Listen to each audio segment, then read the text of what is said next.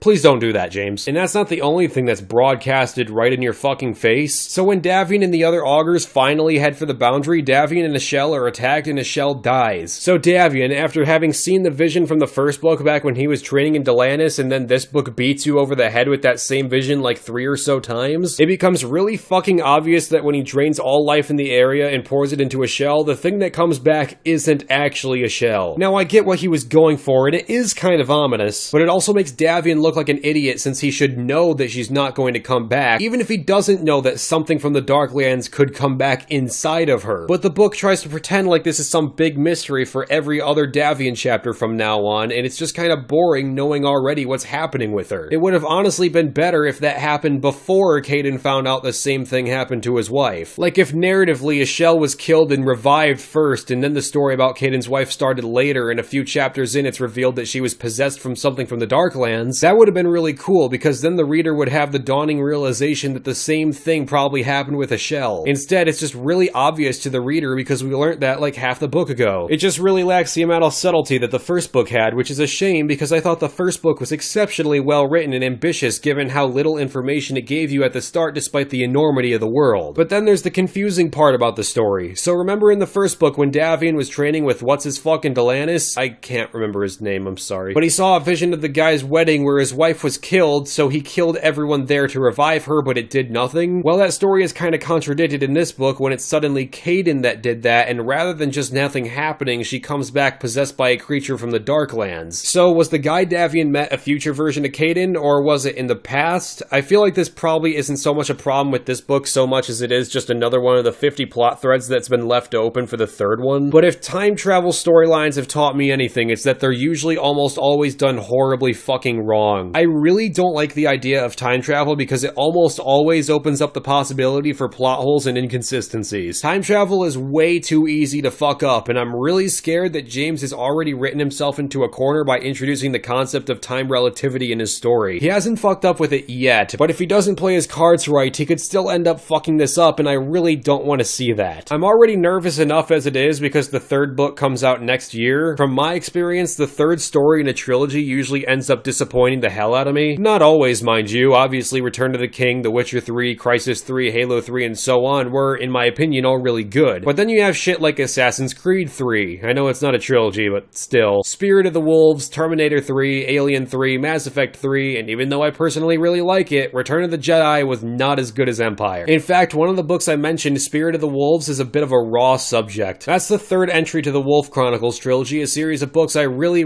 liked. I read the first 2 books 4 times each, specifically reading them in preparation for the third. Spirit of the Wolves was the first book I ever pre-ordered, and it was going really great until the author totally fucked up everything in the last chapter, killing off the protagonist in the absolute stupidest way ever. It was the most avoidable bullshit situation I've ever seen in a book before, and I can think of like 50 better endings off the top of my head. It should speak volumes when I say that I read the first 2 books 4 times each, but I never picked up the third book more than once and straight up haven't read the series again after because the third book just annihilated everything. And that's the part that's shitty. Once I get finished reading the 136 books I still have yet to read, I would like to go back and reread some of them. Stephen King's It is definitely up there. Same with The Dark Tower, The Lord of the Rings, and I'd love to reread the Lycanius trilogy when it's finished, but I have the nervous feeling that the third book won't be good enough to warrant a reread. Now, there's certainly a lot that can happen, and there's a lot of plot threads James has yet to seal up after Echo, but just the steep decline in the quality of writing has me worried. I'd have given The Shadow of What Was Lost like a solid 8 or 9 out of 10. I can really only give an Echo of Things to Come around a 6. That's a pretty tough blow, especially given how phenomenal James's debut novel was. So for now, I'm cautiously optimistic about the future of this series. The first book was really good, and I recommend it to any fantasy fan. The second book, though, just feels kinda half-baked. It definitely suffers from a lot of what makes middle acts of a trilogy generally weak, even though there are some like Empire Strikes Back that are strong as hell. If James can pull all these plot threads together, go back a bit toward the adult side of the writing style rather than the YA approach with this book, and make sure he doesn't fuck up the time travel part and doesn't write some shitty ending for the sake of being all artsy, then the third book could, at the very least, serve to right the wrongs made in the second and still pull it all together to make a really solid fantasy trilogy that I can read again years from now. Overall, I didn't hate this book, but I can't say I was a big fan of it. Maybe I went in with higher expectations than I should have had, but I just thought that this was a step down from the first book. A shame, really. I fucking loved the first one. If you've already read the first, then I'd still recommend the second just in preparation for the third, but I wouldn't fault you for wanting to see if the third is actually good or not. I'll sure as shit be reviewing that when it comes out. So sadly, I wasn't able to make a very positive review on this book, which is a shame since all of my other book reviews were pretty beaming. But even though I do think novels are generally better at telling stories than, say, movies, show, comics, or video games, that doesn't mean that all books are necessarily good. And trust me, we'll get into the bad ones soon enough.